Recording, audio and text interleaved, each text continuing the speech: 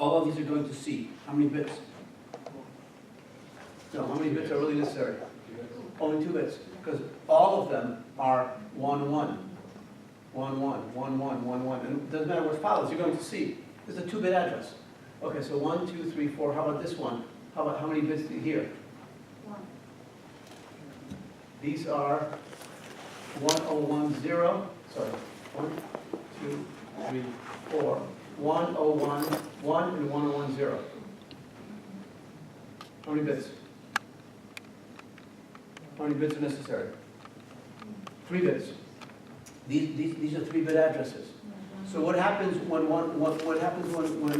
this becomes overfull? What happens when D becomes overfull? I have to split D into D and F, which are going to become what? 4-bit addresses. Does the directory have to split? No, this already has. So if D splits, I'm going to get D and F, and then I'm going to get basically 1010 will go to D, and 1011 will go to F. And the directory will stay the same. Why? Because because it's a 4-bit directory, and they're going from 3-bit to 4-bit. So therefore, the directory is already there. Okay. How about if I overflow C? If I overflow C, how many buckets do I need to create?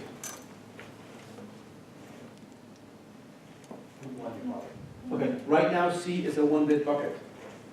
So what I'll do is I'll create C and G, if you will. I'm going to use a different letter, C and G, and then I'm going to split the contents of C using how many bits?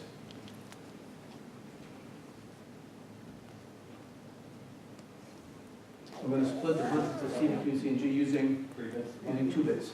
Because right now they're only using, hold on a second. They're using 2. They're going to go 3 bits. Yes. They're using 2. So I'm going to use 3 bits.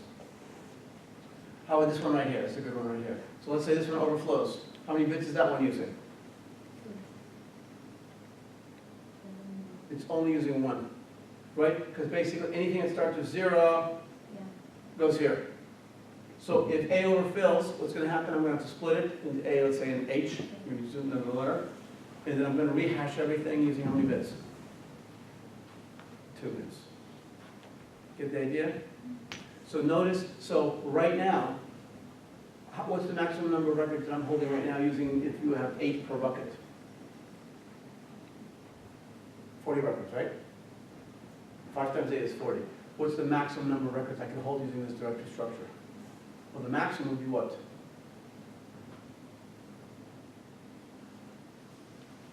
How many possible different combinations I have? 16. So 16 times 8 to the 4th times 2 to the 3rd. So 127 records, 128 records. So I could go up to 128 records. What do you think is the probability that I randomly insert 128 records and my directory has 16 entries? You think it's likely? No. You think it's very unlikely? Why? Because in order for that to happen, everything has to split just pretty much the same. It's kind of like they're all going to split. They need 1 bit. Okay, now we both need 2 bits. Now all 4 of us need 3 bits. Now all 8 of us are going to roughly at the same time need 4 bits. Very unlikely. But theoretically speaking, and again, this structure gives a lot of possible questions on an exam. Because I can ask you questions, such as how many records are at maximum possible, how many are minimum possible. If I split this bucket, will the directory change? Or I can give you a scenario. The directory, there are 2 sets of buddy buckets in a 4-bit directory. And I've deleted one of the 4-bit buckets. How many buckets are you going to have?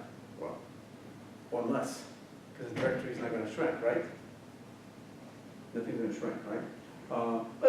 So this is a very interesting idea. I think the last part of this, and I'm not going to bore you too much with it, is basically this gives me some expectations here, And this is U, is interesting, it's made from these computations. U is the utilization, percent of available memory allocated to records which is actually used.